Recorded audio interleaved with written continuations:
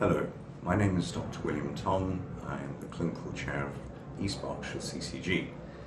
I'd like to set the scene for this conversation on urgent care. It is a conversation and not a consultation because the CCG has made no decisions about the future shape of these services. So, what is urgent care? It is for medical conditions which you deem need to be dealt with on the day and which are not life-threatening. Life-threatening conditions are part of emergency care and where life is at risk because of a serious condition or serious injury. The decisions we have to make are about the new service models to meet the future needs of our population and the type and location of these future services. And to do that, we will need to review all the information we have gathered on service utilization and your views in respect to these conversations. We will need to decide the next steps and the options. And we will also need to decide whether we need to proceed to formal consultation. We must also meet the new national standards for urgent treatment centres. So why do we need to make any changes? Firstly, on the basis of quality of services. People tell us they find it difficult to know where to go when they need urgent care. As a result, they end up in accident emergency departments. Also, you tell us that you find it difficult to see your GP or practice nurse on the day, and this is because demand for GP appointments have increased dramatically, some 10% over recent years.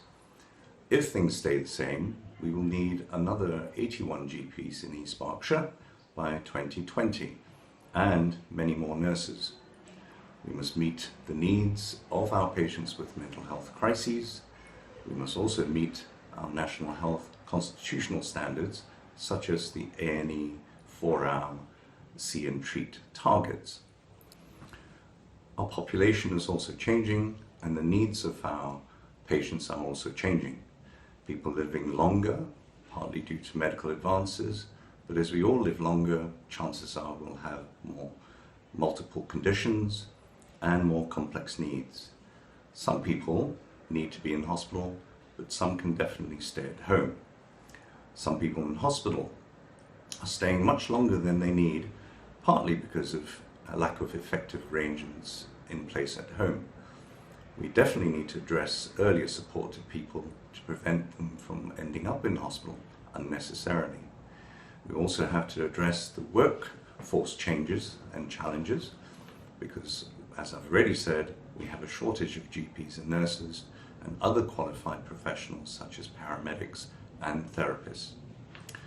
We must also meet the financial challenges because the cost of providing NHS care is rising, and the NHS is treating more people than before, and with medical advances, more people being treated, the costs are increasing faster than the money we have to spend on services.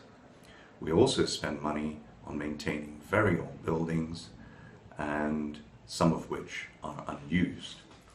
So we have an opportunity. We can commission new urgent care services because current contracts come to an end at the same time. We may be able to access national funding for improving some of our community estates, but whatever we commission, they will need to meet the new standards for urgent treatment centres. So these are some of the things we would like to understand from you. Why do people choose a particular urgent care service? What is important to you about who you see? What people would do if told their problem wasn't urgent? What is important to you about the location of services?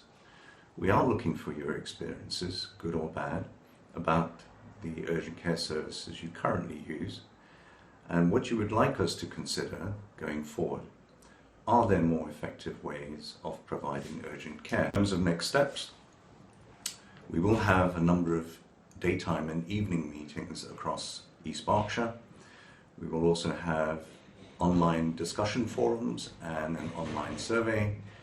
We will also seek the views of patient groups and wider community groups and focus groups in terms of their experiences of the use of urgent care services. Having gathered all these views, we will feed back to you using broader communication means to inform our public of the outcome of these conversations. I would like to stress that if we need to go to formal consultation, we will be in contact with you again. Thank you for your time.